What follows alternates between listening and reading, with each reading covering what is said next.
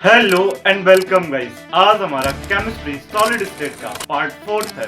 इस पार्ट में हम जानेंगे कि एक यूनिट सेल के जो परमाणु होते हैं उनको एक गोले के रूप में रिप्रेजेंट करते हैं, जिसको गोलक मॉडल कहते हैं। और साथ ही साथ जिस प्रकार हमें एक टीचर या कह सकते हैं कि स्कूल का अध्ययन करना होता है तो प्रिंसिपल का बेसिकली उससे जान सकते हैं, उसी प्रकार एक क्रिस्टल सॉलिड का अध्ययन करने के लिए यूनिट सेल को जानना होता है। तो इस यूनिट सेल के बारे में उसका एनालिसिस आज हम करेंगे। और साथ ही साथ यदि आपको पूरा चैप्टर देखना है तो अर्सजीएस यूट्यूब चैनल पर देख सकते हैं। और साथ ही साथ फिजिक्स लाइक वेक्टर पूरा चैप्टर देखना चाहते हैं तो अर्सजीएस यूट्यूब चैनल पर पूरी प्लेलिस्ट अपलोडेड है। और यदि आपको शॉर्ट नोट चाहिए तो लिंक डिस्क्रिप्शन में अपलोड है, आप देख सकते हैं। Hello and welcome guys. आज हमारा सॉलिड स्टेट यानी ठोस अवस्था का पार्ट नंबर 4 है। इस पार्ट में हम जानेंगे, हमने पिछले पार्ट में ब्रेविस जालक पढ़ा था। ब्रेविस जालक को आई थिंक हमने क्यूबिक पढ़ लिया था, उसके क्या क्या जालक होते हैं। उसके बाद जो द्विसमलंबक्ष होते हैं वो भी हो गया था अपना, और अपना विषमलंबक्ष भी हो गया था। उसके बाद वाला मोनोक्लिनिक एक नतक्ष वो रह गया था आई थिंक, है ना। लेकिन ध्यान देने वाली बात ये है कि हमारे जो सिलेबस में यानी हम जिस लेवल पर पढ़ना चाहते हैं उसमें क्यूबिक यानी घनीय इकाई सेल है, यानी हमें सिर्फ क्यूबिक यूनिट सेल है यानी घनीय इकाई सेल है, सिर्फ उसके बारे में पढ़ना है हमको। जो क्रिस्टल सिस्टम है अपना मोनोक्लिनिक, ट्राइक्लिनिक, हेक्सागोनल और जो अपना त्रिसमनतक्ष है इन सभी को हमें नहीं पढ़ना है, इन सभी को हमें नहीं पढ़ना है। लेकिन एक नॉलेज के लिए याद होने चाहिए, इसलिए मैं ब्रेविस जालक को इनको जल्दी से फिनिश करता हूँ, बिकॉज ये चीज हमें बस एक बार देख लेनी है। देखिए, इसके हमने पिछले पार्ट में छोड़ा था मोनोक्लिनिक।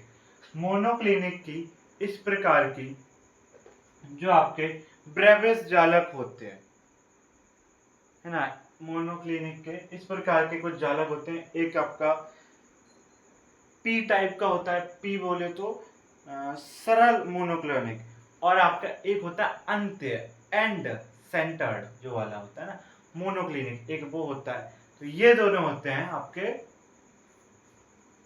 मोनोक्लिनिक में। मोनोक्लिनिक में होता क्या है basically, A does not equal B does not equal C, और आपका जो अल्फा और आपका जो गामा है वो 90 डिग्री हो जाएगा, बट जो आपका beta does not equal 90 degree होता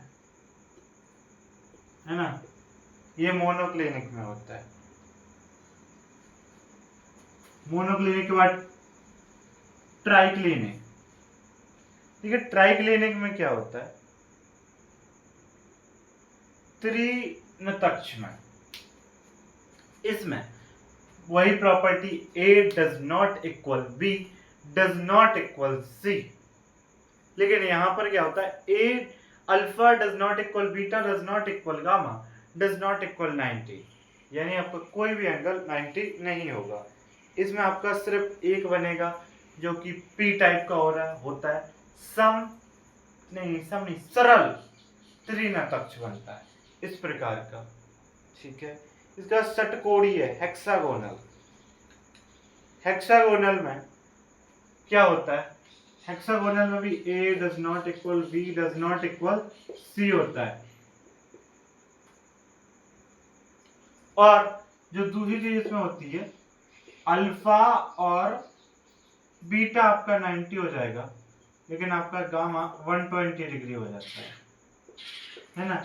ये होती है हेक्सागोनल के लिए, बेसिकली षटकोणीय के लिए।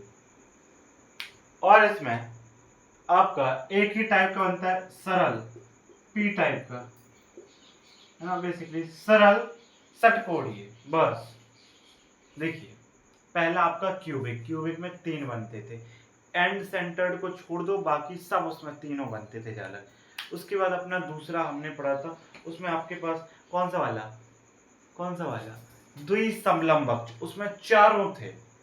त्रिसमनतक्ष, उसमें 2 बन रहे थे अपने पास, है ना, अपने पास 2 बन रहे थे। उसके बाद हमने अभी देखा मोनोक्लिनिक, उसमें भी 2 बन रहे थे। एक तो आपका एंड वाला, है ना, और अपना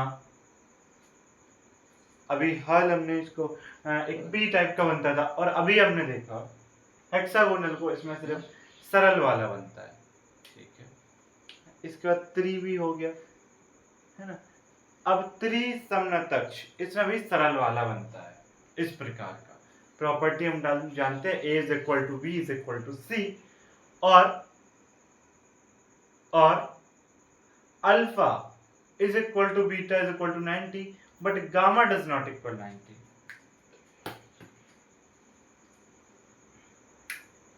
ये अपन जानते हैं। ठीक है, ये ब्रेविस जालक का यहाँ पर अंत यानी एंड हो चुका है। इनको हम इनको डिटेल में भी पढ़ सकते थे, यानी अच्छे से उस पर टाइम देकर, बट ये चीज थोड़ी लेस इंपॉर्टेंट है, लेस इंपॉर्टेंट, इसलिए हमने इसको एक बार जल्दी से एक बार रिकैप किया और आगे बढ़ गए। ठीक है, ब्रेविस जालक टोटल जो अभी हमने ब्रेविस जालक पढ़े वो 14 होंगे। अब मिला टोटल 14 प्रकार के ही बनेंगे टोटल। अब इनको जोड़ लीजिएगा, कल हमने कुछ देखे थे, आज भी कुछ देखे। लास्ट के जो 3 है उनके एक एक बन रहे हैं, उनके एक एक बन रहे हैं। मोनोक्लिनिक में 2 बन रहा है, क्यूबिक में 3 बन रहा है। सबसे इंपॉर्टेंट क्यूबिक वाला, है ना, घनीय वाला सबसे ज्यादा महत्वपूर्ण। इसमें आपका जो जालक थे उन्हीं को हमें याद रखना है, बाकी सब आप भूल भी सकते हैं, कोई समस्या नहीं है। सिर्फ एक बार आप नॉलेज के लिए इसको रख सकते हैं। सिर्फ हमें फोकस घनीय पे करना है। घनीय मतलब क्यूबिक, क्यूबिक जो आपका क्रिस्टल सिस्टम था, जो क्यूबिक आपका यूनिट सेल था उसको। ठीक है, ये हो गया हमने घनीय।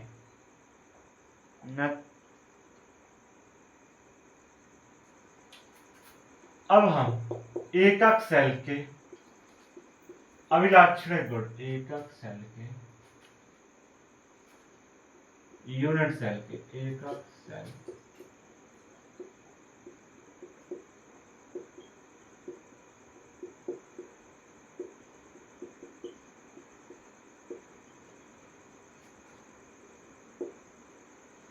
ठीक है, हम जानते हैं यूनिट सेल क्या होता है। यूनिट सेल बेसिकली जो आपका जालक होता है, 3D आपका जालक होता है ना।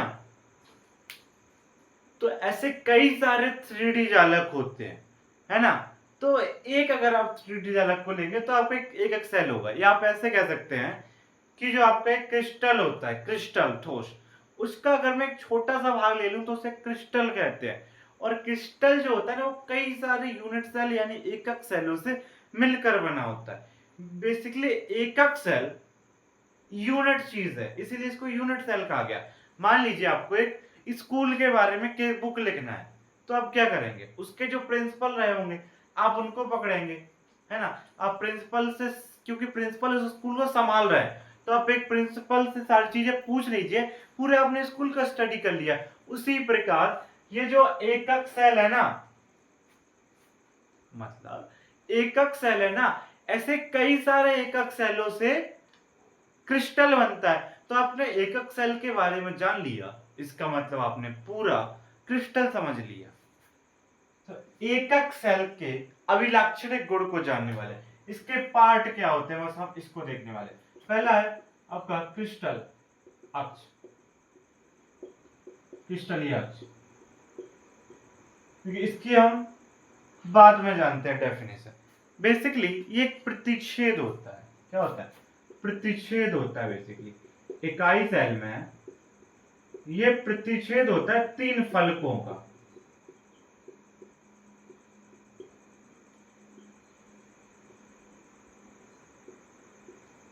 कहा? एकक सेल में।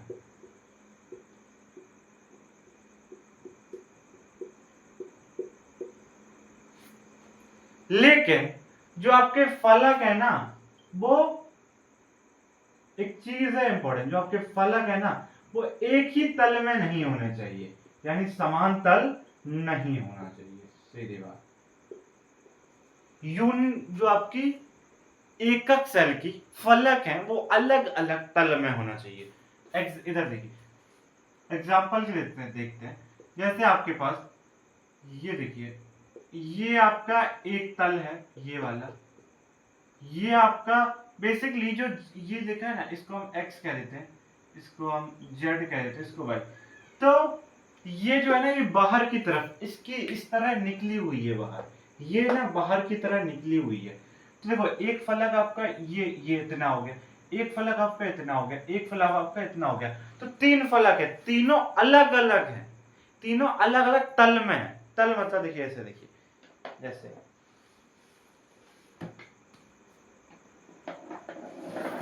देखिए, जैसे ये देखो, ये यहाँ पर आप देख सकते हैं, एक सेकंड, हाँ इसको मैं नीचे रखता हूं।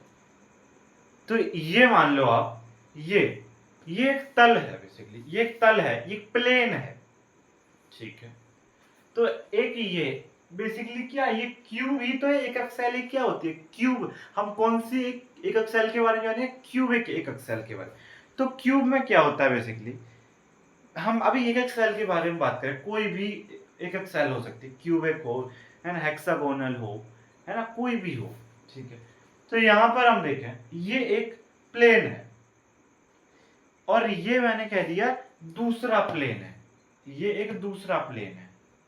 तो क्योंकि ये दूसरे तल पर उपस्थित है, ये दूसरा प्लेन है, तो ये दोनों जो तल है ना, इनका प्रतिच्छेद बिंदु, बेसिकली ये इंटरसेक्ट पॉइंट, यही होगा आपका क्या, क्रिस्टल अक्ष, क्रिस्टल अक्ष। लेकिन यहां पर हमें 3 फलक की बातें करनी, एक तो यहां पर और एक इस तरफ लगेगा, इस तरफ, एक ऐसा, और एक यहां पर तल लग जाएगा। इस तरीके से हम क्रिस्टलीय अक्ष को समझ सकते हैं, है ना। और जो आपकी क्रिस्टलीय अक्ष है ना, वो यहां पर है OX, बेसिकली हम इस पॉइंट को O बोलते हैं, तो OX, OY और OZ। जैसे कि ये देखो, यहां से क्रिस्टलीय अक्ष है, ये वाली क्रिस्टलीय अक्ष है, ये वाली क्रिस्टलीय अक्ष है, ये आपकी क्रिस्टलीय अक्ष पर बात हो गई। अब हम दूसरा देखते हैं, ये आपकी क्रिस्टलीय अक्ष पर हमने चर्चा करी। अब हम बात करते हैं अंतरफलकीय कोण।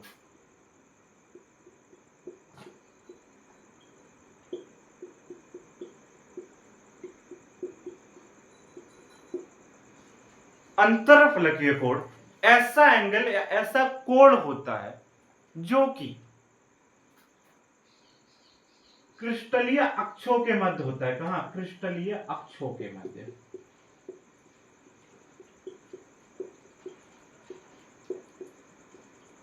कौन सा कोण? जो क्रिस्टलीय अक्षों के मध्य में हो, वो वाला कोण आपका अंतरफलकीय कोण होता है। जैसे लाइक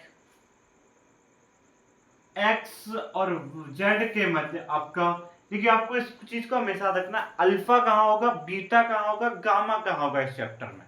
तो देखिए, अल्फा जो आपका होता है ना, अल्फा एंगल, वो alpha basically X Y Z जैसे हम कहते हैं, जैसे हम एक्स वाई जेड कहते हैं, उसी प्रकार अल्फा बीटा गामा कहते हैं।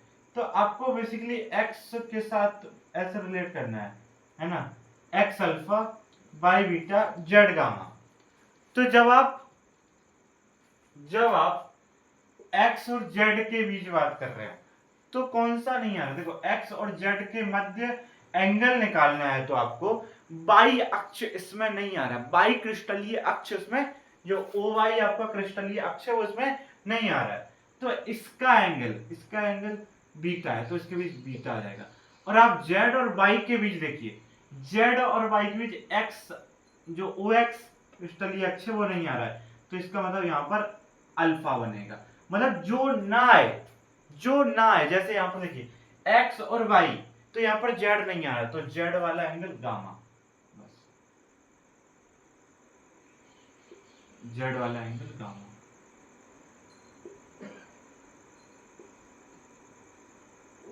इस तरीके से हमें एंगल डिनोट करने हैं बेसिकली। इसमें एंगल कौन से रहेंगे? अंतरफलकीय कोण अल्फा, बीटा और गामा, ये अपने कोण हो जाएंगे। अब हम जानते हैं आद्य क्या होता है। आद्य को अगर हम पहले समझें तो आद्य बेसिकली जैसे आपका एक क्यूब बना है, क्यूब, तो आपने कितनी जगह पर क्यूब बनाया, मान लो इतने इतने बनाया है ना, इतने इतने पर बनाया है, तो ये जो आपने क्यूब बनाया ना, एक्स अक्ष पे जितना भी आ रहा है क्यूब का भाग, तो इसकी जो दूरी होगी उसे हम प्रदर्शित करते हैं दूरी को, कि घन जो है ना वो कितना बड़ा, लंबा, चौड़ा, ऊंचा है, उसको हम प्रदर्शित करते हैं किसके द्वारा? ए बी सी के द्वारा, है ना। उसी को हम कह सकते हैं, उसी को क्या कहते हैं? कह नहीं सकते, कहते ही है। ये आपका, इसको हम बी क्या नाम दे देते हैं ना, ये आपकी ऊंचाई होती है, उसे सी नाम दे देते हैं। इस तरीके से बेसिकली जो आद्य होता है ना, वो आपको ए बी सी, या आप कह सकते हैं पार्श्व, अगर आप डेफिनेशन के तौर पर इकाई सेल में एक इकाई सेल में पार्श्व या अभिलाक्षणिक अंतःखंड,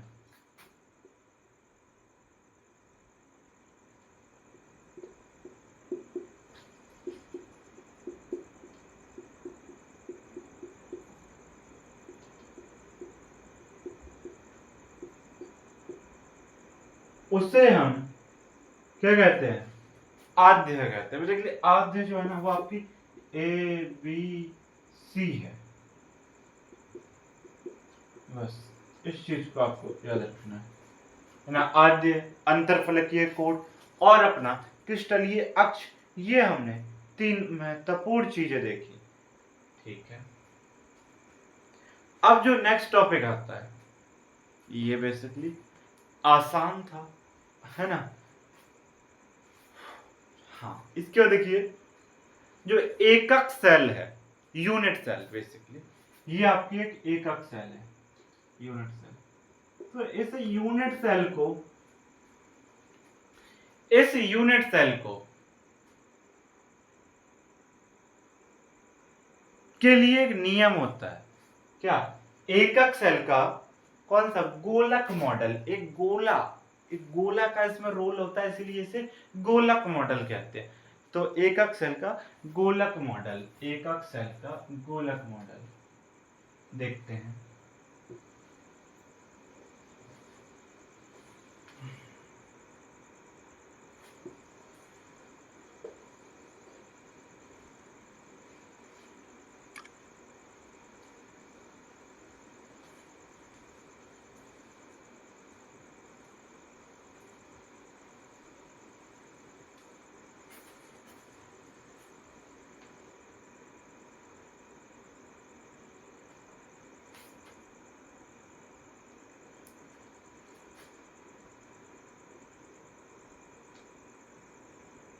एकक सेल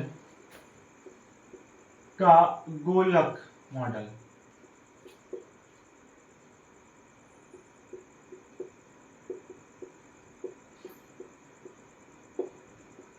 इसमें क्या होता है? बेसिकली जो आपका 3D जालक है, जो आपका 3D जालक है, उनमें जो आपके घटक कण होते हैं, उनको हम गोलों से दिखाएंगे। आप किससे? गोलों से। गोले इस तरीके के जो होते हैं, इस प्रकार से हम दिखाएंगे गोलों से, है ना। और ये जो गोले होते हैं बहुत ज्यादा समीप होते हैं। कैसे होते हैं? बहुत ज्यादा समीप होते हैं, ठीक है। कहने का तात्पर्य ऐसा निकलता है। वैसे आपका एक 3D वाला कैसा होता था? बेसिकली ऐसा,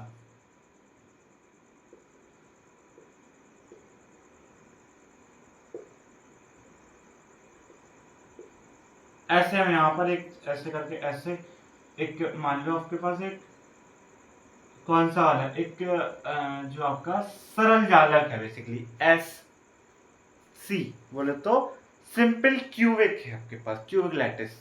ठीक है, ये आपने बनाया इस पर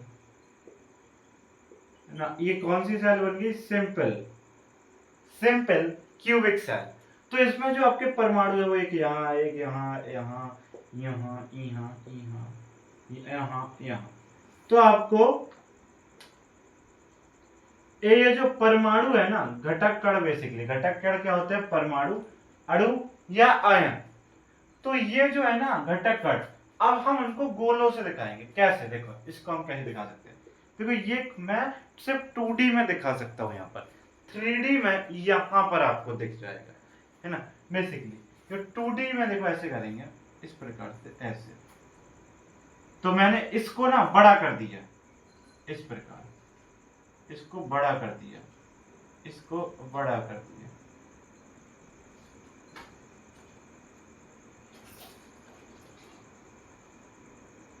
आपने इसको गोला रूप दे दिया, बड़ा बड़ा गोला, है ना। तो इस प्रकार से ऐसा ही तो क्यूबिक होता था, यहाँ से यहाँ ऐसा, फिर यहाँ पर भी एक गोला धर देते थे, बड़ा सा ऐसा गोला होगा ना। तो इसको 3D से नहीं दिखा सकते, है ना, यहाँ पर संभव नहीं है क्योंकि बहुत ज्यादा ड्राइंग अच्छी नहीं है इस वजह से। तो आप देख सकते हैं यहाँ पर। तो इस प्रकार से हमने इस परमाणु को एक बड़े गोले की तरह दिखा दिया, है ना। और बेसिकली 2D में 3D को बनाना बहुत ज्यादा मुश्किल है। तो इस तरीके से हमने समझा गोलक मॉडल क्या होता है। या आप एक और दूसरा तरीका देख सकते हैं, या इसकी अगर दूसरी डेफिनेशन समझे तो जो आपके जालक केंद्र होते हैं, जालक में जो आपके जालक केंद्र होते हैं, जालक केंद्र बेसिकली जहां पर घटक कण हो, बेसिकली घटक कण हो। जैसे आपके घटक कण कहां पर होते हैं? घटक कण यहाँ देखो, घटक कण यहाँ होते हैं, यहाँ होते हैं, यहाँ कई बार तो यहाँ पर भी होते हैं। जो अपना काय केंद्रित वाला था, है ना, काय केंद्रित वाला, काय केंद्रित वाला जो हमने पढ़ा था उसमें हमने देखा था BCC, body centred cubic lattice, है ना, या यूनिट सेल, है ना। तो एक यहाँ पर होता था, कई बार यहाँ पर न होकर फलक में होता था, है ना, 6 फलक पर उपस्थित होता है, यहाँ पर यहाँ पर यहाँ पर, और एक आगे वाली 6। इस प्रकार यहाँ पर अगर घटक कण है तो इसे हम जालक केंद्र कहेंगे। तो आपके जालक केंद्र है ना, उनको गोलों से दिखाना। किससे? गोल। क्या कहलाता है? गोलक मॉडल।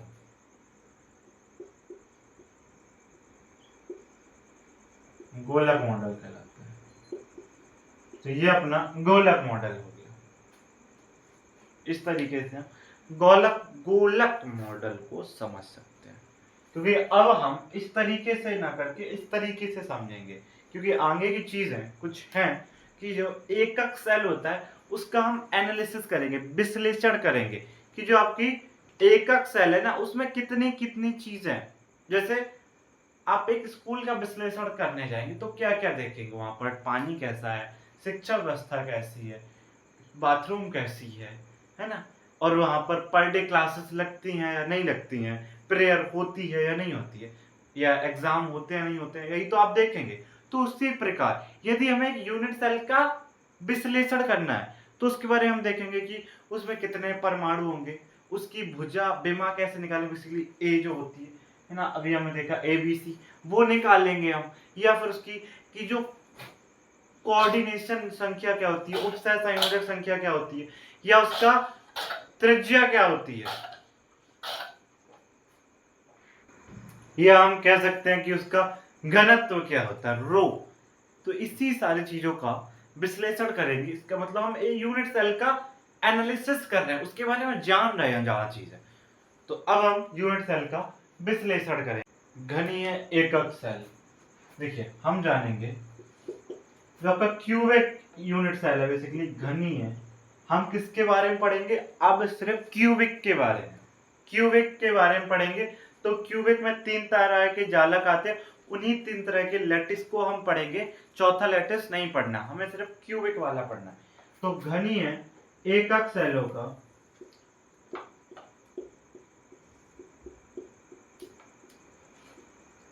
विश्लेषण।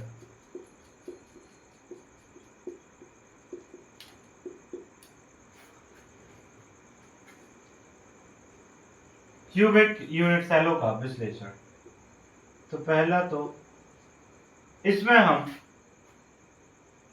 आकार और कोण लेंथ जानेंगे, जो परमाणु की त्रिज्या एवं कोण लेंथ, कोण लंबाई।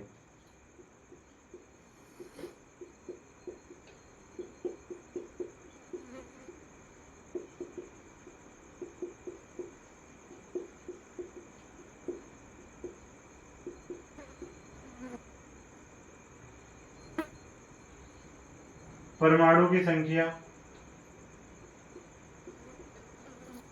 एक सेकंड,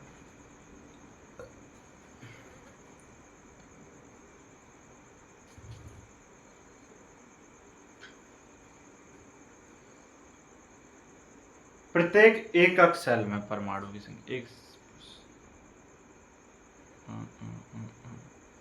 प्रत्येक परमाणु में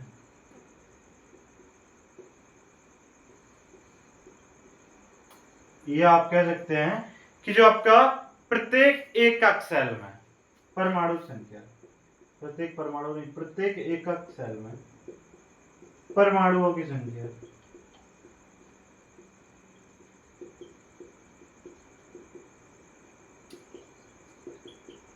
प्रत्येक एकक सेल में आपकी जो परमाणुओं की संख्या होगी उसको उपसह संयोजक संख्या या समन्वय संख्या,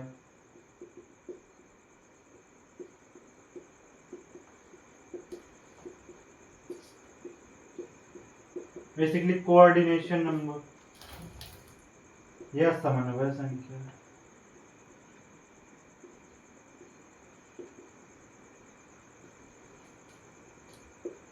घनत्व के बारे में जानेंगे। किसका? जो आपका घनीय क्रिस्टल का घनत्व। किसका? घनीय क्रिस्टल का घनत्व।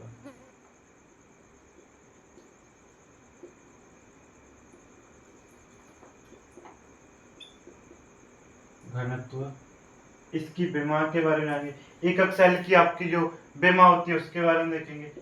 एकक सेल की विमा,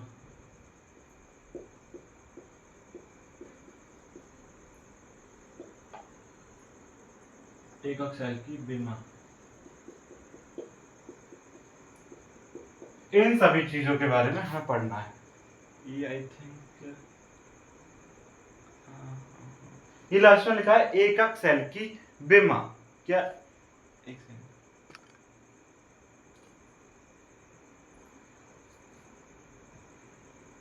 ये लिखा एकक सेल की विमा, लास्ट में एकक सेल की विमा।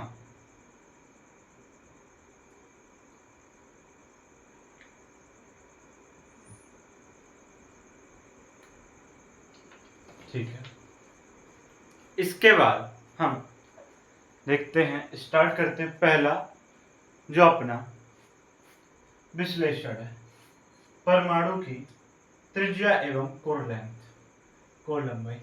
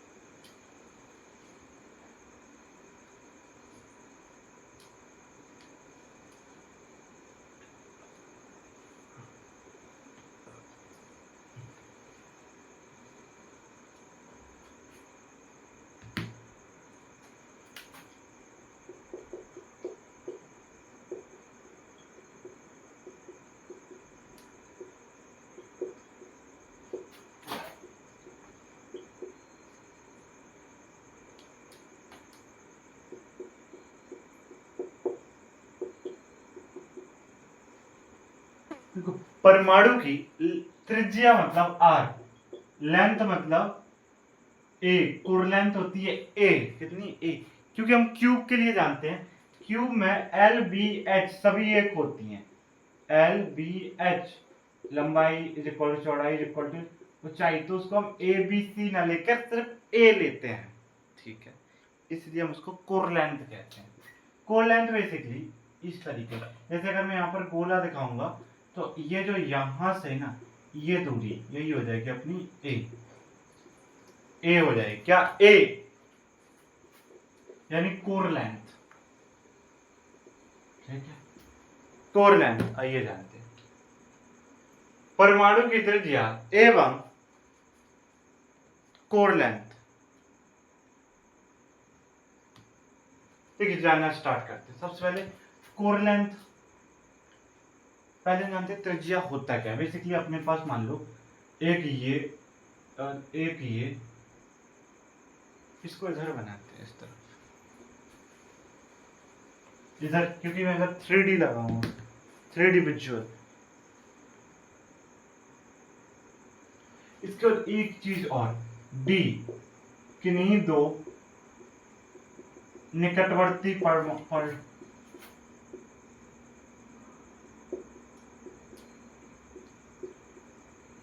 निकटवर्ती परमाणुओं के बीच की दूरी, बस डी आपको पता होना चाहिए, डी, क्योंकि इससे ही पूछा जाता है कि नहीं दो निकटवर्ती परमाणुओं के बीच की दूरी को हम डी लिखते हैं, ठीक है। तो देखिए जैसे आपका, आपने मान लो ये एक आपने 2D में, मतलब मैं बना रहा हूं बेसिकली 3D में, आपने जो आपका क्यूबिक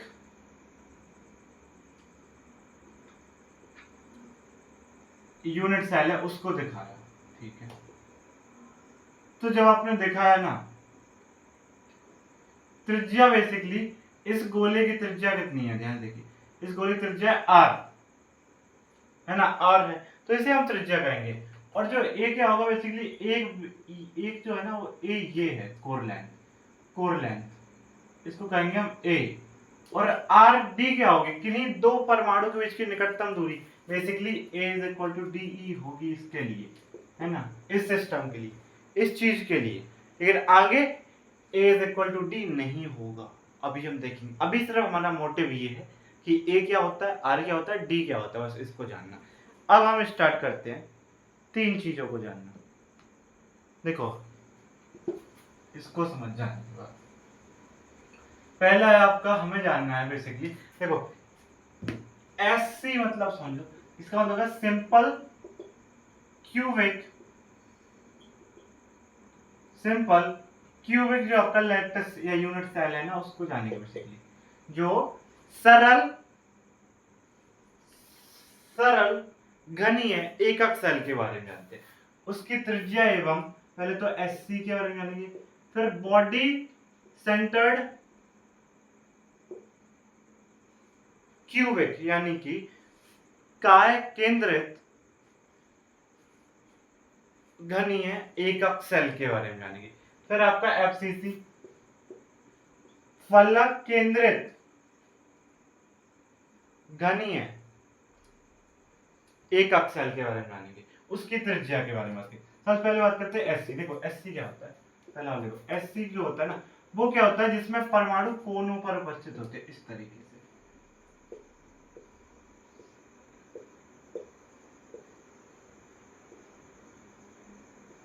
एक तो यहां कोनों पर उपस्थित होते हैं परमाणु, ये आपके एससी होता है बेसिकली, सरल घनीय एकक सेल, इस प्रकार से। अब मैं अगर मैं इसे गोले में दिखाऊं तो इस प्रकार से बड़ा गोला ऐसा और आपका इधर वाला गोला ऐसा, इस प्रकार से हम 2D में दिखा सकते हैं। 3D में आप उधर देख सकते हैं, तो इधर ऐसे करके मैंने देखा है आपका। तो बेसिकली आर आपकी ये हो गई है ना, और ए आपकी ये हो गई बेसिकली ए, ये आप कह सकते हैं ये भी आपकी आर है, और यहां से जो ये इसको बोलेंगे ए, ये बोलेंगे ए बोलेंगे, है ना, इसको आप ए बोलेंगे। तो ये r plus R is equal to A, यानी कि r plus R is equal to A, 2r is equal to A, तो r is equal to a by 2, core length का आधा। और इसके लिए देखिए, ये एक परमाणु है, ये एक परमाणु, इन दोनों के बीच की निकटवर्ती दूरी भी यही हो जाए, क्योंकि दोनों केंद्रों को मिलाने पर कम से कम दूरी सबके लिए समान आ रही है, सबके लिए समान आ रही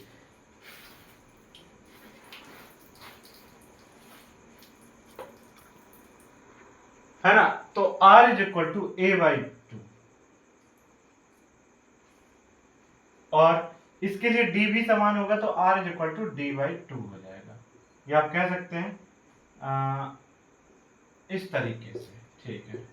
दूसरा देखते हैं, नीचे देखते हैं, उधर नहीं, BCC, BCC, BCC क्या होता है बेसिकली, इसमें ना केंद्र के साथ आपके जो क्यूब है ना, उसके केंद्र के साथ साथ जो आपका घन का केंद्र है ना, उस पर भी एक परमाणु उपस्थित होता है। इस तरीके से, इस ऐसा ऐसा ऐसा ऐसा, एक ऐसे करके ऐसे ऐसे ऐसे, और एक यहाँ पर भी होता है ऐसे। तो एक इधर हो गया, एक इधर, इधर इधर इधर इधर इधर और इधर, ठीक है। इस तरीके से होता है, एक मिनट में होता है। तो अगर मैं इसे गोलों से दिखाऊंगा, किस तरीके से दिखाऊंगा, गोला से दिखाऊंगा, तो बेसिकली ये इस तरीके से आएगा, इस तरीके से, है ना। हमारे समझने योग्य चीज इतनी आएगी। इस एक तो ऐसा बनेगा, इसको हमने बड़ा किया, एक आपका बीच में है जो कि हमने उसको बड़ा कर दिया, बीच वाला हमने बड़ा किया, और एक इस कोने का ये बड़ा कर दिया 2D में, इस तरीके से, है ना। तो हमें बेसिकली ए क्या है, ये है ए, ये आपकी ए है, ये आपकी, और यहां से देखिए एक यहां पर भी मैंने लगाया, तो मुझे यहां से देखिए बेसिकली ये आपका यहां से ऐसा करके ऐसा करके ऐसा ऐसा यहां पर, ठीक है, ऐसा करके ऐसे मिलाऊंगा, इधर भी कुछ ऐसे करके, एक पीछे भी होंगे 3D में दिख जाएंगे वो, तो वो आपको इस तरीके से समझ आएंगे। तो बेसिकली ये वाली यहां से यहां तक आर हो गई, यहां से यहां तक ये वाली आर हो गई, और ये भी आर हो गई, और यहां से ये मिलाएंगे ये भी आर, और इसको ही मिलाएंगे ये भी R, basically R R R R. तो ये घन नहीं है, घन बेसिकली ये घन ही तो था, हमने इसको 2D रूप में इस तरीके से लाया अपनी चीजें निकालने के लिए बेसिकली। तो ये 4r इज इक्वल टू घन का विकर्ण √3 है, तो कह सकते हैं हम 4r is equal to 4r √3 of a होता है। ये हम जानते हैं, ये हम चीज जानते हैं। तो इसको अगर मैं देखूं, अगर मुझे a निकालना, a is equal to 4r/√3, ये निकल के आएगा। लेकिन यहाँ पर चीज, यहाँ पर ये है कि आप d कैसे निकालो, क्या d देखो d क्या होगा, यहाँ पर दो परमाणु के बीच की निकटतम दूरी, बेसिकली यहां से और ये वाली दूरी, ये वाली दूरी, बेसिकली ये वाली दूरी, ये वाली दूरी। आप कहेंगे 2r है, जी नहीं, ये एक 3D में चीज है, ये r और r 2r नहीं होगा भाई, 2r नहीं होगा। बेसिकली ये घन का विकर्ण है, तो ये इतना यहां से यहां निकालना है इतना, तो ये और ये वाला दोनों समान होंगे, ठीक है। हमें सिर्फ आधा निकालना है, तो जो घन का विकर्ण है ना √3 a, उसका आधा कर दो, तो d is equal to √3a/2, बस ये निकल के आ गया d क्या है बेसिकली, किन्हीं दो परमाणु के बीच की निकटतम दूरी। देखो ये वाले तो दूर है, हमें पास पास वाले देखना है, ये वाले, ठीक है। इस तरीके से हम निकाल सकते हैं √3a/2। अब देखते हैं, अब हम इसको इरेज करके यहीं पर FCC समझते हैं, FCC, इसको हटा देते हैं। FCC को जानते हैं, FCC को,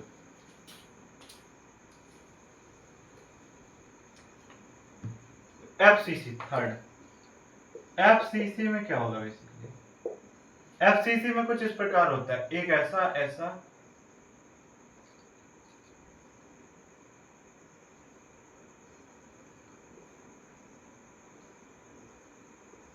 बेसिकली एक यहाँ पर होता है घन के एक यहाँ पर होता है, एक यहाँ पर, एक यहाँ पर, एक यहाँ, एक यहाँ, एक यहाँ। लेकिन ये फलक केंद्रित क्यूबिक है, तो फलक पर भी होते हैं, यहाँ पर, एक पीछे वाले पे, एक आगे वाले पर, एक यहाँ पर, एक यहाँ पर, इस तरीके से इस पर 6 और उपस्थित होते हैं। तो इसको अपने हिसाब से हम 2D में इस तरीके से देख सकते हैं। हमें जो चीज चाहिए वो इससे काम चल जाएगा। किससे, आइए देखते हैं। पहले हम इसको हटाते हैं इसको।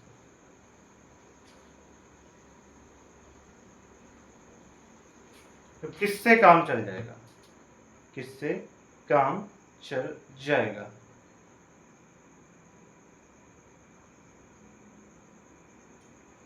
बेसिकली हम ये जो आपका एक फलक है, इस फलक को उठा लेते हैं। एक फलक में बेसिकली 4 हैं परमाणु, 4 कोनों पर, ये दिख रहा है ना, बेसिकली 4 कोनों पर परमाणु है और एक बीच में भी है ये वाला, तो उसको भी बड़ा कर दिया हमने। 4 कोनों पर है ना। तो यहां से देखो वही सीन, ये आर, ये आर, ये आर और ये वाली भी आर, क्योंकि केंद्र से अगर हम परिधि को मिलाएंगे त्रिज्या होती है, सभी जानते हैं। लेकिन यहाँ पर ये एक वर्ग था, क्या था, बेसिकली एक फलक ही तो था। और फलक क्या होती है, घन के लिए एक वर्ग होती है। तो वर्ग का विकर्ण जो होता है ना, वो होता है √2 है। बेसिकली 4 यहाँ पर जो होगा ना, 4r is equal to √2 of a आएगा। और a जो होगा ना आपका, a आपका जो होगा वो आपका बराबर हो जाएगा 4r/√2। ठीक है, √2 है तो a इज इक्वल टू, हाँ इस तरीके से,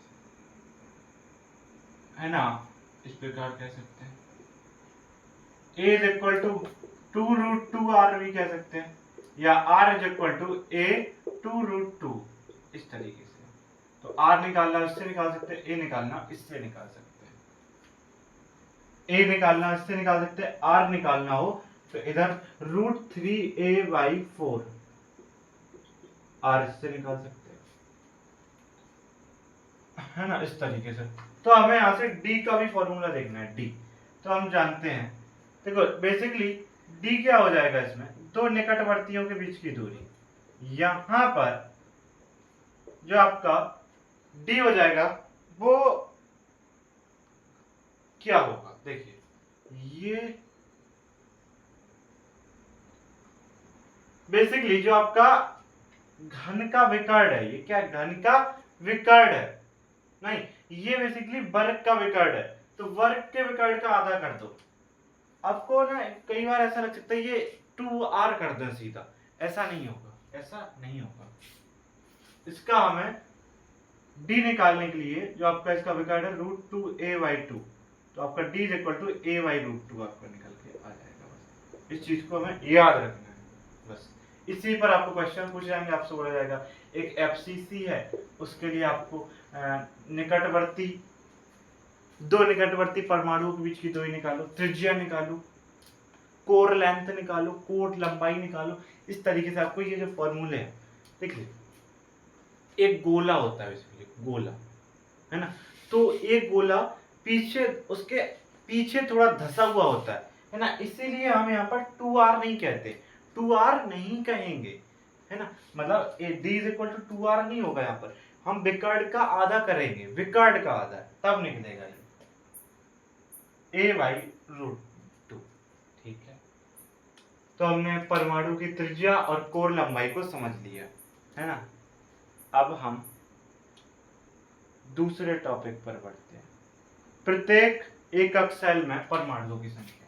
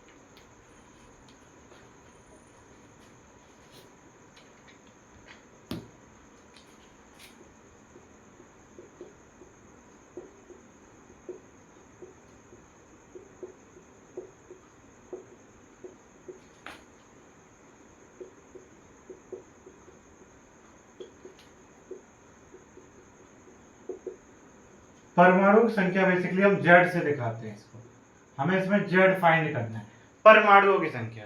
देखो परमाणु की संख्या जेड निकालने के लिए हमें 2-3 नियम आने चाहिए, नियम का पता होना चाहिए इसमें, नोट पॉइंट बेसिकली आप नियम कह सकते हैं।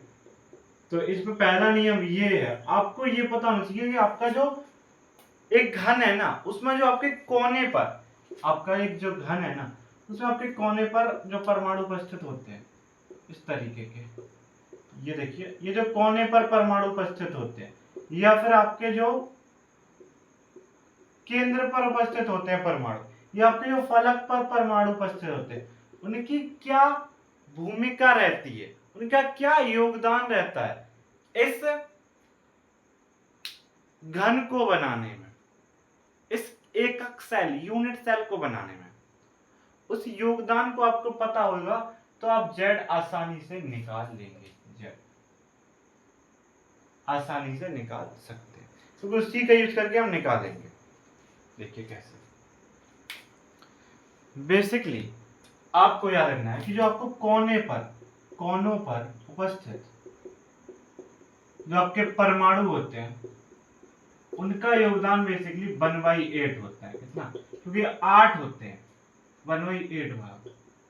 देखो आपको इसको कैसे समझना है, कोनों पर उपस्थित परमाणु उनका कैसे 1/8 भाग उनका योगदान रहता है। देखो इसको समझने के लिए एक सेकंड, ये शायद ट्राइपो, हाँ देखिए, इसको समझने के लिए आपको एक चीज समझनी पड़ेगी। देखिए कैसे, आइए देखते हैं।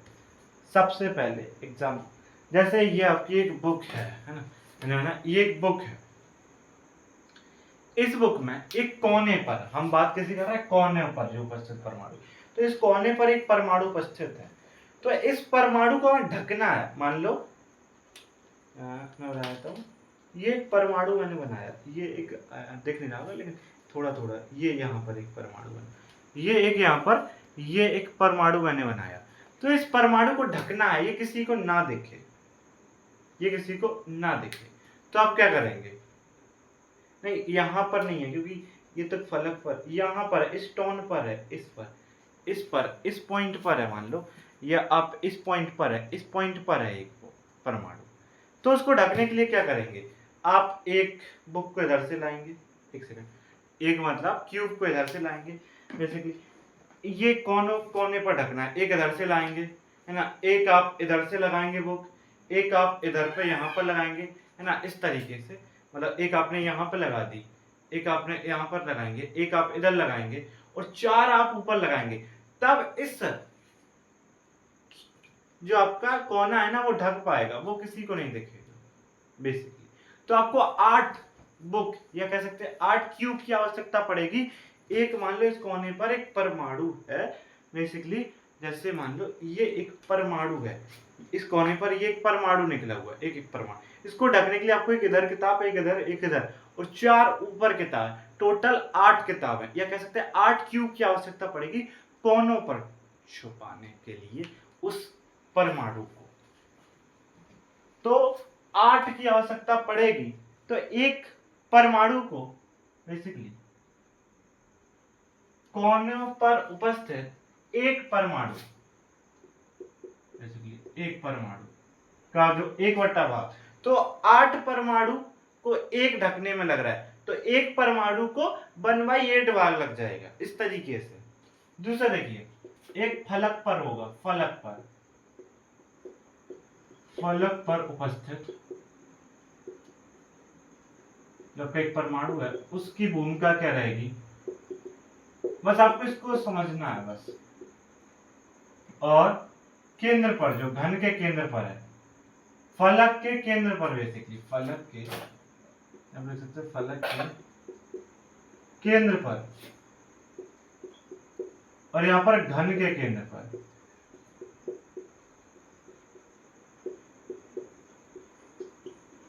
क्योंकि इसी से हमारा जेड निकलता है।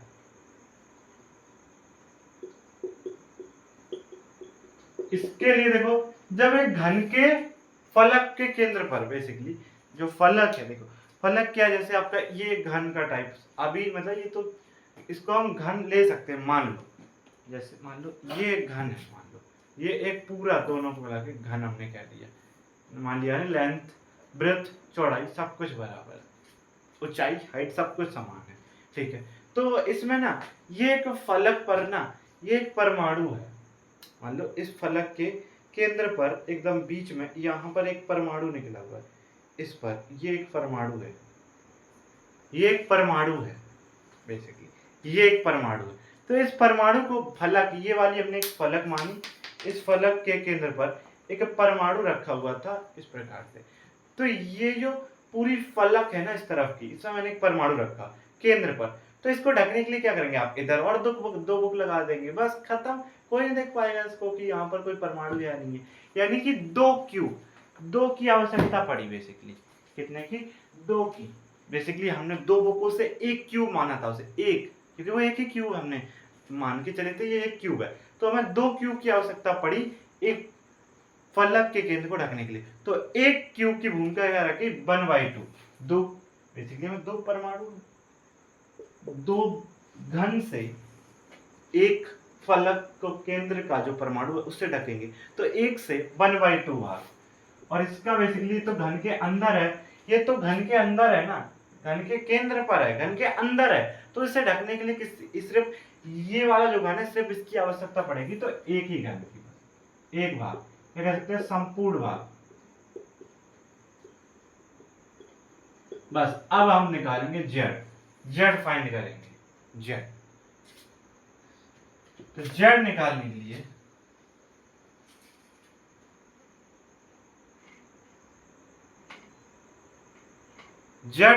बेसिकली हम जेड निकालेंगे किसके लिए, पहले एससी मतलब सिंपल क्यूबिक क्रिस्टल, मतलब सिंपल क्यूबिक यूनिट सेल के लिए। इसमें इस प्रकार होता है बेसिकली, इस प्रकार से 8 परमाणु कोनों पर उपस्थित होते हैं।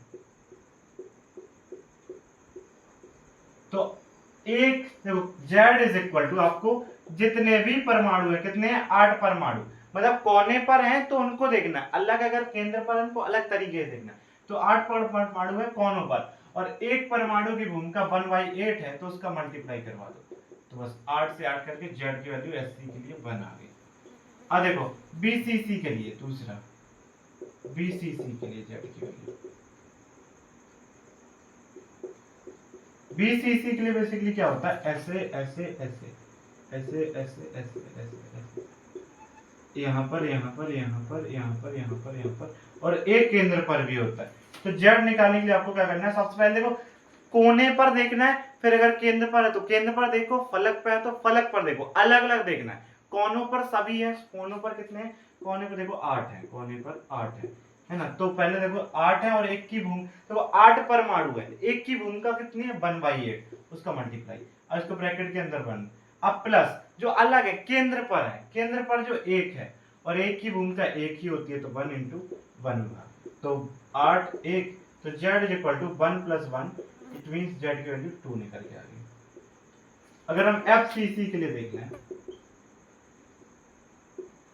तो FCC बेसिकली इस प्रकार होता है,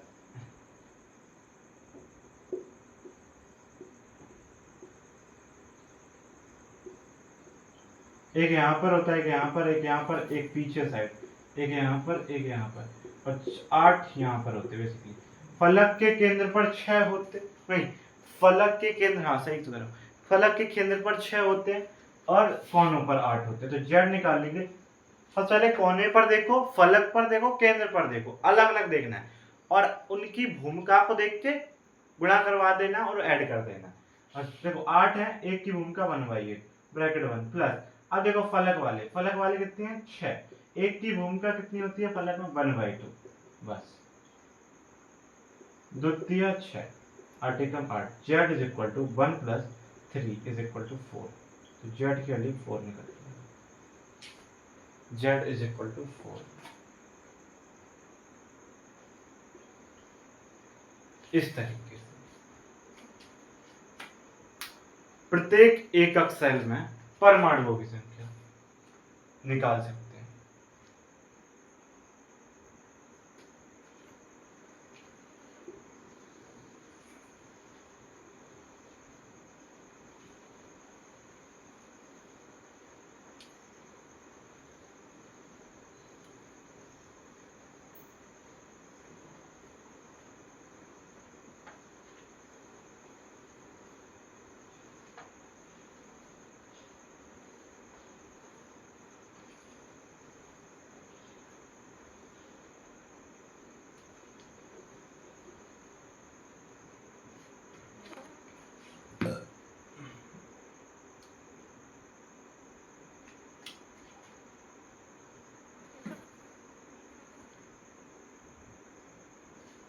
तीसरा जो है वो है उपसह संयोजक संख्या, उपसह संयोजन संख्या। बेसिकली समन्वय संख्या या कोऑर्डिनेशन नंबर, ठीक है। उपसह संयोजन संख्या, संयोजन है आई थिंक। उपसह संयोजक बेसिकली क्या होता है, जालक, जालक में जो आपका परमाणु है वो अन्य कितने परमाणुओं से जुड़ा है। जो जालक है ना उसमें जो एक कोई परमाणु है ना वो अन्य कितने परमाणु, अन्य निकटवर्ती जो परमाणु है ना उन कितनों से जुड़ा है, एक परमाणु, उसे हम उसकी उपसह संयोजन संख्या कहते हैं। तो एक परमाणु है ना जो उसके चारों ओर उपस्थित निकटवर्ती परमाणुओं की संख्या,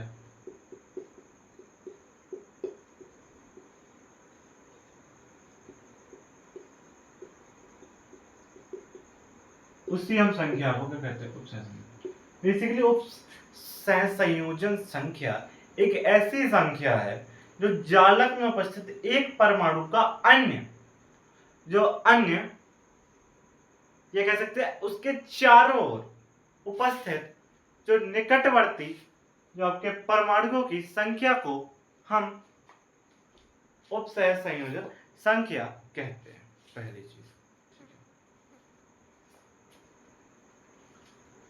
अब देखो इसको निकालने के लिए तरीका देखो, आपको 3D में इसको सही से समझ आएगा। पहले देखिए कोऑर्डिनेशन, कोऑर्डिनेशन में अगर मैं एक परमाणु को देखूं तो वो अन्य 6 परमाणुओं से मिलता हुआ दिखाई देता है। कैसे, क्योंकि जैसे कि एक परमाणु है वो अन्य 6 परमाणु से जुड़ेगा, इसीलिए हम इसकी कोऑर्डिनेशन नंबर Sc के लिए 6 देते बोलते हैं। इसके बाद BCC के लिए, BCC में क्या होता है, जो आपका एक परमाणु होता है ना वो अन्य 8 परमाणुओं से जुड़ा होता है, इसीलिए इसकी कोऑर्डिनेशन में 8 हो जाती है। इसके बाद FCC, FCC में जो होता है ना वो कोऑर्डिनेशन नंबर होती है 12, क्योंकि ये अन्य 12 परमाणुओं से जुड़ा हुआ होता है बेसिकली, क्योंकि इसके फलक केंद्रित भी होते हैं। इस चीज को आपको याद रखना है क्योंकि न्यूमेरिकल में सीधा सीधा यूज होगा। Coordination number of Sc 6, coordination number of BCC 8 और FCC के लिए 12, 6, 8, 12। अब फोर्थ देखते हैं,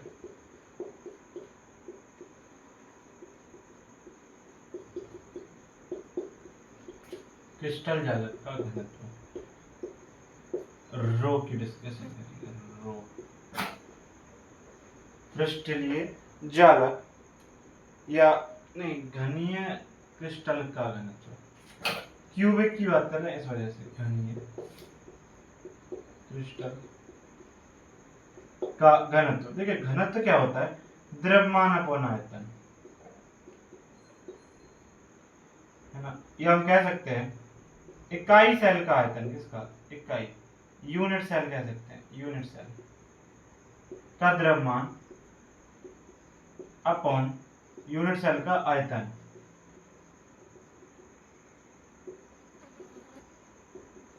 या हम इसको और सही तरीके से कहें तो यूनिट सेल का आयतन क्या होगा, बेसिकली आयतन होगा a क्यूब, क्योंकि बेसिकली घन में क्या होता है, घन का आयतन भुजा क्यूब होता है। A B C बराबर है सभी, तो उसको हमने a माना तो a क्यूब उसका आयतन हो जाएगा। लेकिन आपका जो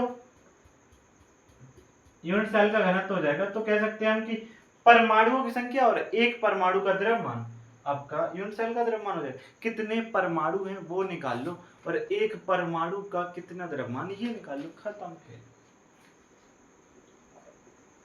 परमाणुओं की संख्या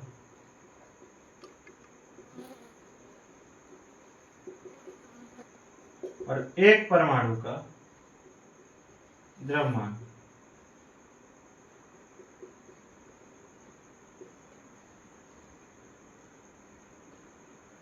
और हम एक चीज जानते हैं,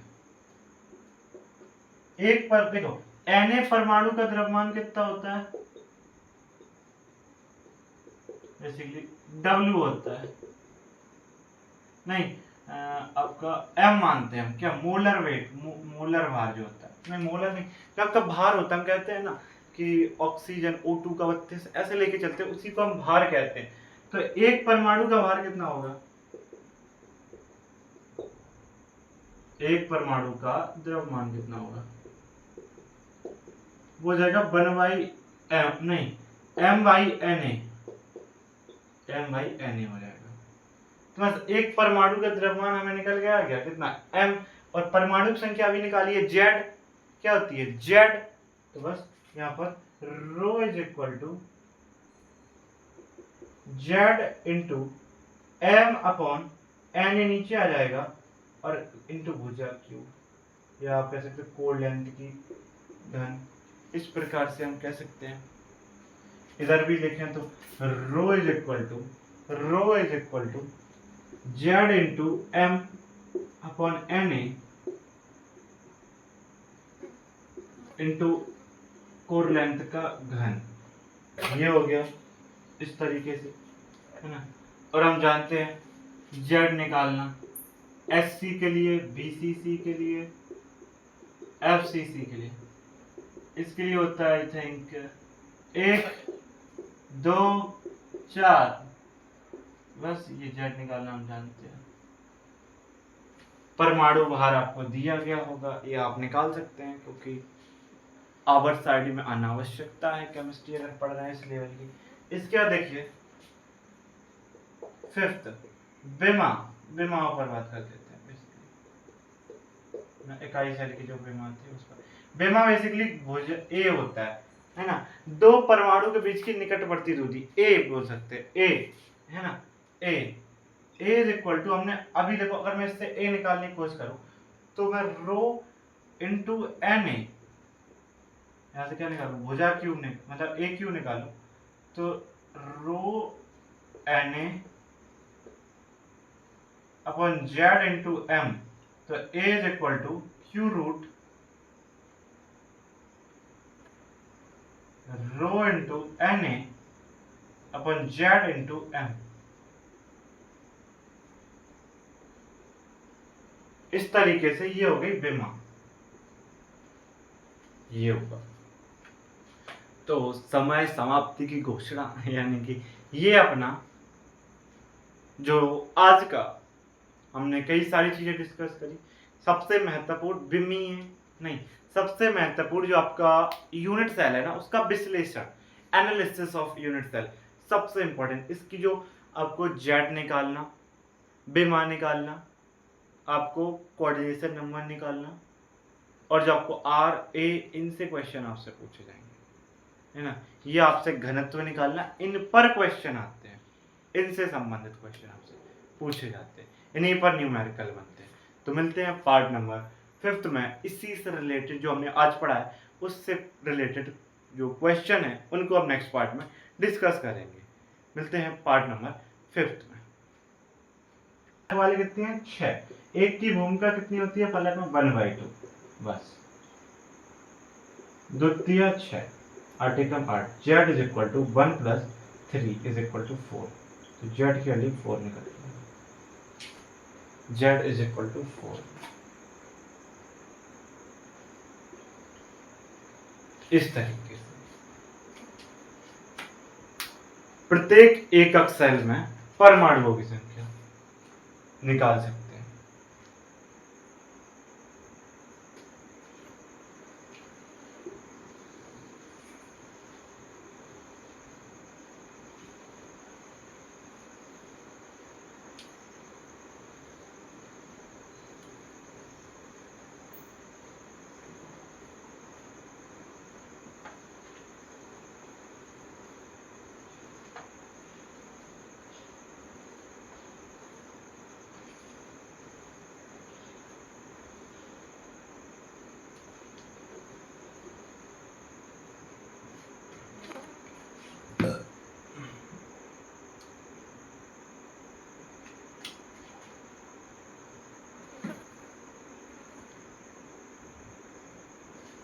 तीसरा जो है वो है उपसह संयोजक संख्या, उपसह संयोजक संख्या।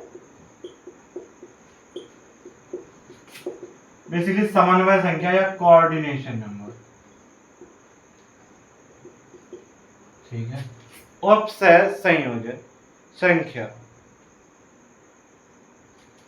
संयोजन है आई थिंक। उपसय संयोजन बेसिकली क्या होता है, जालक, जालक में जो आपका परमाणु है वो अन्य कितने परमाणुओं से जुड़ा है। जो जालक है ना उसमें जो एक कोई परमाणु है ना वो अन्य कितने परमाणु, अन्य निकटवर्ती जो परमाणु है ना उन कितनों से जुड़ा है, एक परमाणु, उसे हम उसकी उपसय संयोजन संख्या कहते हैं। तो एक परमाणु है ना जो उसके चारों ओर उपस्थित निकटवर्ती परमाणुओं की संख्या,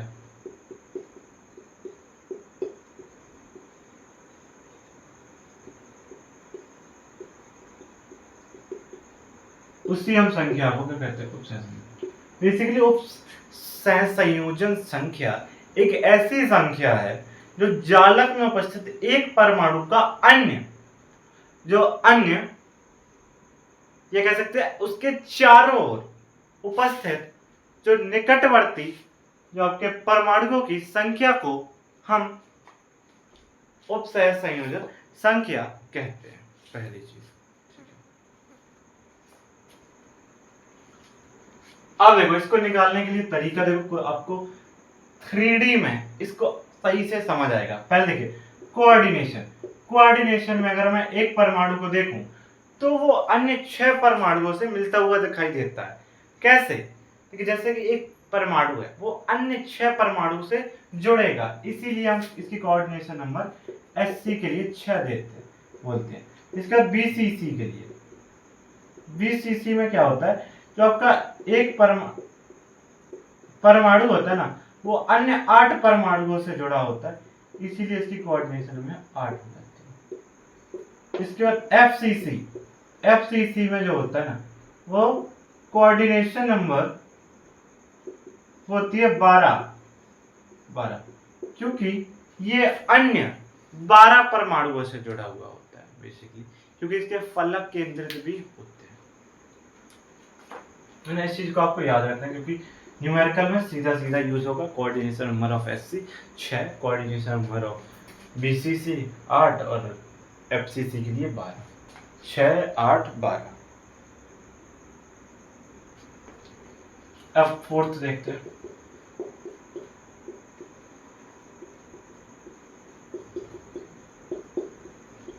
क्रिस्टल जालक का घनत्व, रो की डिस्कशन करेंगे। रो क्रिस्टलीय जालक या नहीं घनीय क्रिस्टल का घनत्व, क्यूबिक की बात कर रहे हैं इस वजह से घनीय क्रिस्टल का घनत्व। देखिए घनत्व क्या होता है, द्रव्यमान अपॉन आयतन है ना, ये हम कह सकते हैं इकाई सेल का आयतन, किसका, इकाई, यूनिट सेल कह सकते हैं, यूनिट सेल का द्रव्यमान अपॉन यूनिट सेल का आयतन।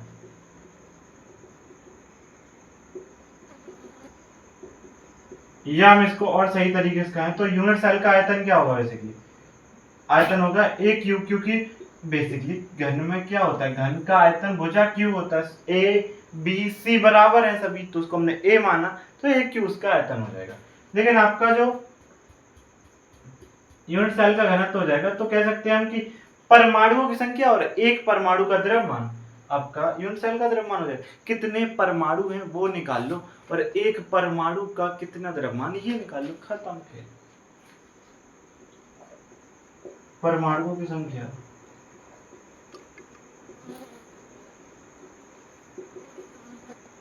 और एक परमाणु का द्रव्यमान,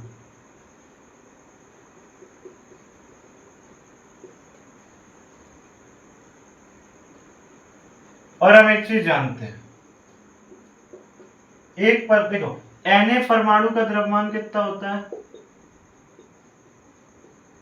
बेसिकली W होता है, नहीं आपका m मानते हैं हम, क्या मोलर वेट, मोलर भार जो होता है, नहीं मोलर नहीं, जो आपका भार होता है, हम कहते हैं ना कि ऑक्सीजन O2 का 32 ऐसे लेके चलते हैं, उसी को हम भार कहते हैं। तो एक परमाणु का भार कितना होगा, एक परमाणु का द्रव्यमान कितना होगा, वो हो जाएगा 1/m, नहीं m/na, m/na हो जाएगा। तो बस एक परमाणु का द्रव्यमान हमें निकल गया, आ गया कितना m, और परमाणु की संख्या अभी निकाली है z, क्या होती है z, तो बस यहाँ पर rho is equal to z into m upon n, नीचे आ जाएगा, और इंटू भुजा क्यू, या आप कह सकते हैं कोण लेंथ की धन, इस प्रकार से हम कह सकते हैं। इधर भी लिखें तो rho is equal to z into m upon na into core length का घन, ये हो गया इस तरीके से, है ना। और हम जानते हैं z निकालना, SC के लिए, BCC के लिए, FCC के लिए, इसके लिए होता है आई थिंक 1 2 4, बस ये z निकालना हम जानते हैं। परमाणु भार आपको दिया गया होगा, ये आप निकाल सकते हैं, क्योंकि आवर्त सारणी में आना आवश्यकता है केमिस्ट्री अगर पढ़ रहे हैं इस लेवल की। इसके बाद देखिए 5th विमा पर बात कर लेते हैं। बेसिकली इकाई शैल की जो विमा थी उस पर, विमा बेसिकली भुज ए होता है ना, दो परमाणु के बीच की निकटवर्ती दूरी ए बोल सकते हैं, ए है ना, ए इज इक्वल टू, हमने अभी देखो अगर मैं इससे ए निकालने की कोशिश करूं तो मैं रो इंटू एन ए, यहाँ से क्या निकालू, भुजा क्यूब ने मतलब ए क्यूब निकालू, तो rho N A upon Z into M, तो A is equal to cube root rho into N A upon Z into M. इस तरीके से ये हो गई विमा, ये होगा। तो समय समाप्ति की घोषणा, यानी कि ये अपना जो आज का हमने कई सारी चीजें डिस्कस करी, सबसे महत्वपूर्ण विमी है, नहीं सबसे महत्वपूर्ण जो आपका यूनिट सेल है ना, उसका विश्लेषण, एनालिसिस ऑफ यूनिट सेल सबसे इंपॉर्टेंट। इसकी जो आपको जेड निकालना, विमा निकालना, आपको कोऑर्डिनेशन नंबर निकालना, और जो आपको आर ए, इनसे क्वेश्चन आपसे पूछे जाएंगे, है ना। ये आपसे घनत्व निकालना, इन पर क्वेश्चन आते हैं, इनसे संबंधित क्वेश्चन आपसे पूछे जाते हैं, इन्हीं पर न्यूमेरिकल बनते हैं। तो मिलते हैं पार्ट नंबर 5th में, इसी से रिलेटेड जो हमने आज पढ़ा है उससे रिलेटेड जो क्वेश्चन है उनको अब नेक्स्ट पार्ट में डिस्कस करेंगे। मिलते हैं पार्ट नंबर 5th में।